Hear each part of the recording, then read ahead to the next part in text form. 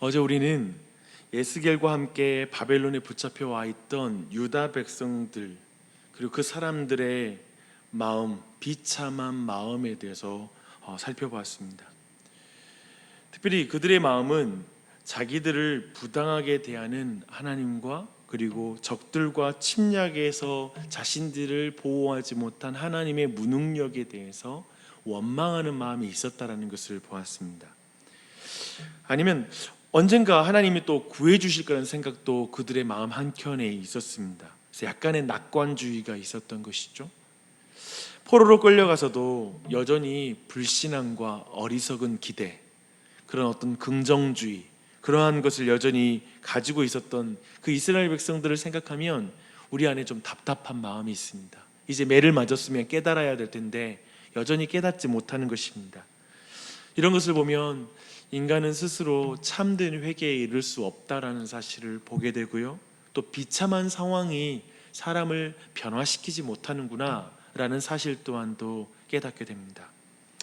20장은 이렇게 끝까지 바뀌지 않는 인간, 끝까지 바뀌지 않는 이스라엘 백성들에게 하나님이 주시는, 그들을 참으로 고소하는 고소의 장이 바로 20장의 말씀입니다.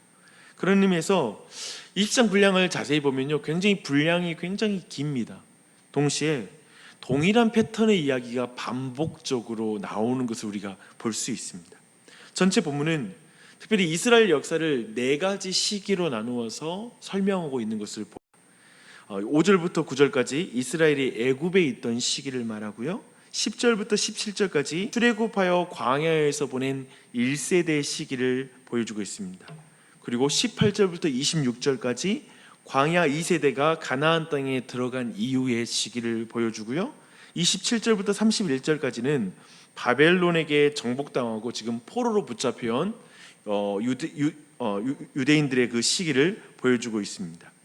그런데 각 시기가 동일한 패턴으로 이야기가 반복되는 것을 우리가 볼 수 있는데요, 먼저 첫 번째는 하나님이 은혜를 베푸신 하나님에 대한 부분을 말하고 있고요, 두 번째로는 그러나로 시작하는 이스라엘의 반역의 이야기가 나옵니다.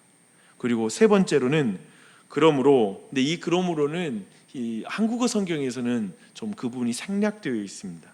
그렇게 시작되는 하나님의 진노의 선포가 나오고요, 마지막으로 다시 그러나로 시작하는 하나님이 자기 이름으로 이루시는 또 긍휼을 베푸시는 이야기가 이어지고 있습니다.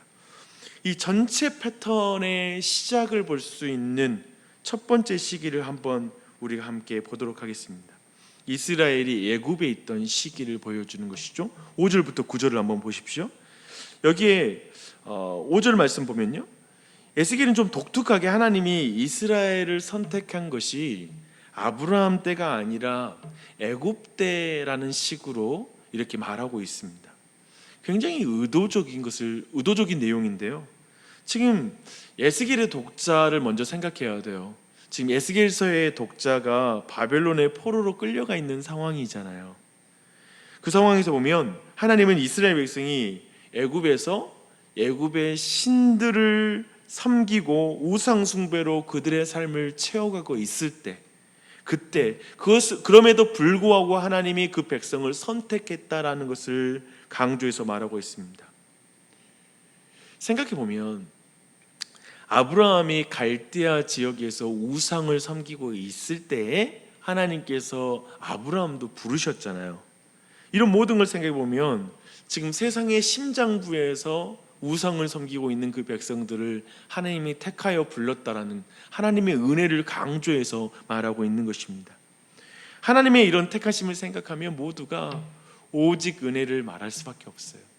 우리들도 세상 가운데서 전혀 하나님을 알지 못할 때 하나님이 우리를 택하여 불러줬잖아요. 그래서 우리는 오직 은혜를 외칠 수밖에 없죠. 그런데 8절을 볼까요?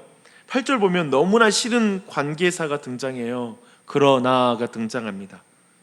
개역 개정판에는 잘 나타나지 않는데요, 원어에는 그것이 분명히 나타납니다. 그러나 이런 상황, 하나님의 사랑에도 불구하고 이스라엘 백성은 하나님의 말씀을 즐거워하지 않고 애굽의 우상들을 떠나지도 않았다라고 이렇게 말하고 있습니다.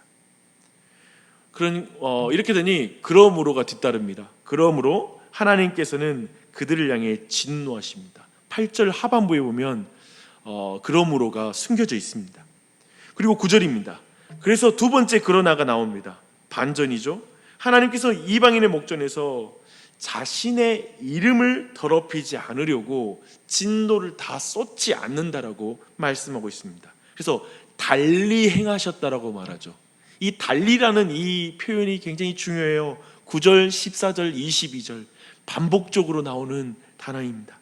즉 이스라엘이 출애굽의 은혜를 입은 것은 전혀 그들 자신이 자질이 있어서가 아니라는 거예요. 그들 자신이 하나님 앞에 긍휼을 입을 이유가 있기 때문이 아니라 하나님께서 그들에게 달리 행하셨다라는 것이죠. 하나님의 긍휼함을 강조하는 것이죠. 하나님의 이름을 위한 하나님의 열심이 없었다면 이스라엘 백성은 저 애굽에서 나오지 못하고 그 땅에서 모두 멸망했을 것이라는 걸 말하고 있습니다. 그래서 하나님은 계속 말씀하십니다. 그것은 내 이름을 위함이라 라고 9절에서 말씀하고 있습니다. 이제 이런 내용이 그 이후의 시기에도 동일하게 반복이 돼요.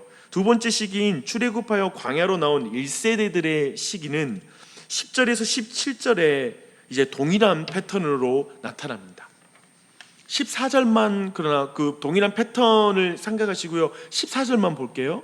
내가 내 이름을 위하여 달리 행하였었나니 내가 그들을 인도하여 내는 것을 본 나라들 앞에서 내 이름을 더럽히지 아니하려 하였음이로라.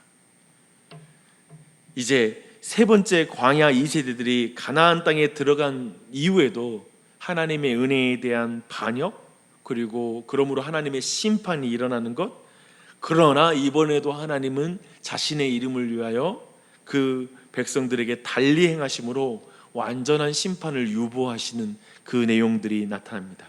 이 세 번째 내용에서 좀 주목해 보고 싶은 것은 25절이에요. 25절 보십시오. 또 내가 그들에게 선하지 못한 율례와 능히 지키지 못할 규례를 주었고, 이 말씀은 무슨 말씀이냐면 결국 생명의 원천이 되는 율법은 그들의 불순종으로 말미암아 이제 죽음의 원천이 되었다라는 그런 말씀입니다.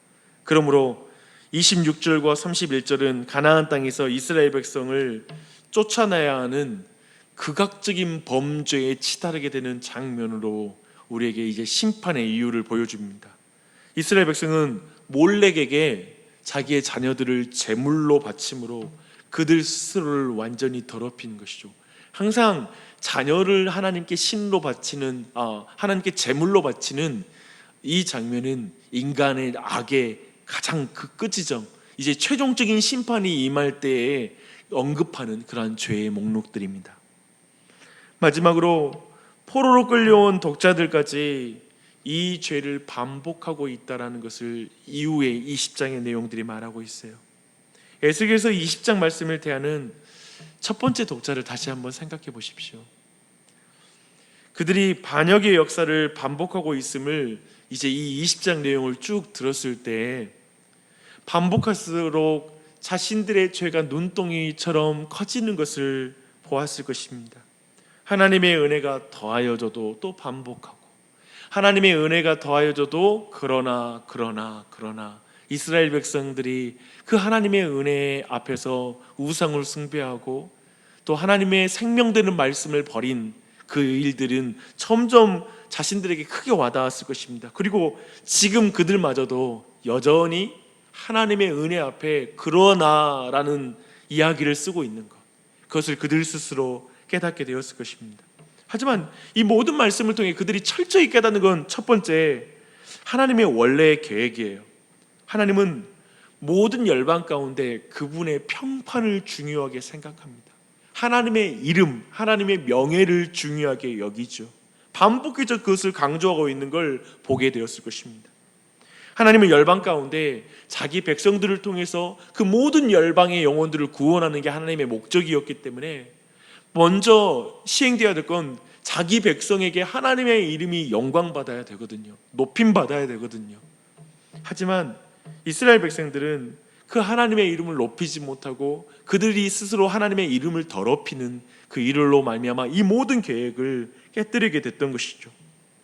그래서 정말 그 모든 것을 아마도 이 반복적인 역사 앞에 봤을 것이고요.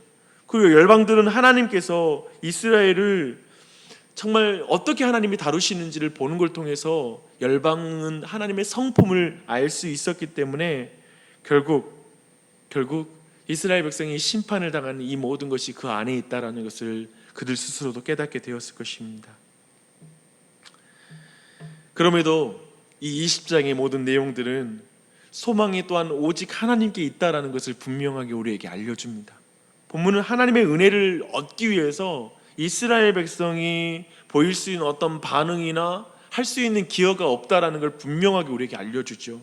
소망은 오직 하나님께서 당신의 이름을 위하여 행하시는 것, 그 외에는 이스라엘 백성의 역사 가운데 다른 소망이 없었다라는 걸 반복적으로 그들이 느꼈을 것입니다. 이스라엘의 끈질긴 죄는 하나님의 끈질긴 은혜를 이길 수가 없는 것이죠.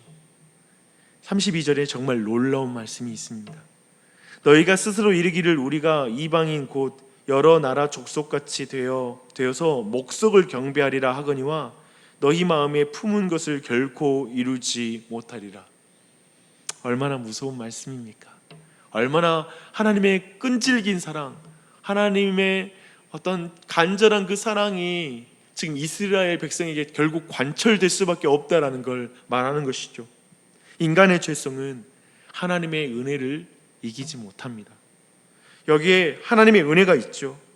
하나님의 은혜는 이스라엘의 불순종을 이긴다라고 42절에서 44절까지 말하고 있어요. 함께 우리 42절부터 44절 말씀 마지막으로 함께 읽을 텐데요, 함께 보겠습니다. 다 함께 읽습니다.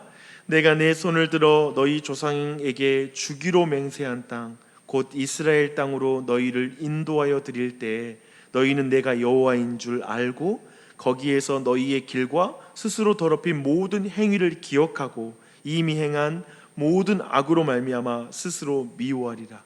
이스라엘 족속아, 내가 너희의 악한 길과 더러운 행위대로 하지 아니하고 내 이름을 위하여 행한 후에야 내가 여호와인 줄 너희가 알리라. 주 여호와의 말씀이니라. 우리는 이 말씀이 역사 속에 어떻게 이루어졌는지 잘 알고 있습니다. 이스라엘 백성은 사실 몰렉에게 자기의 자녀를 바치는 그 무서운 죄악을 범했죠.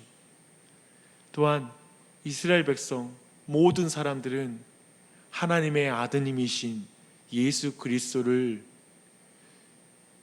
죽이는 무서운 죄를 범합니다. 사실 그것은 자신의 아들을 하나님께 바쳤던 이스라엘의 무서운 죄를 향하여 하나님이 자신의 아들을 산 제물로, 자신의 몸을 산 제물로 대속하는 대속의 제물이셨습니다. 바로 그 사랑으로 말미암아 우리 모두는 그가 여호와인 줄 알게 되는, 참으로 하나님의 사랑이 우리의 끈질긴 죄악을 이기는구나, 반복적인 죄악을 이기는구나, 하나님의 은혜에 대한 그러나 우리가 범죄하는 그 그러나의 무서운 죄악들을 하나님께서 그러나 그분께서 은혜를 베푸시로 말미암아 하나님의 그러나가 우리의 그러나를 이긴다라는 사실을 오늘 말씀을 통해서 확인하는 것입니다. 사랑하는 여러분, 그분의 그 끈질긴 사랑을 믿음으로 이 한날도 살아가십시오. 그래서 이 그러나가, 하나님의 그러나가 우리의 그러나를 이기는 그 은혜가 나와 또 우리의 자녀들에게 있게 해주시옵소서. 그리고 온 교회에 넘치게 해주시고, 그러므로 말미암아 하나님의 놀라운 역전과 변화시키는 그 은혜를 경험할 수 있게 해달라고 간구하는 이 아침이 되시길 바랍니다. 기도하시겠습니다.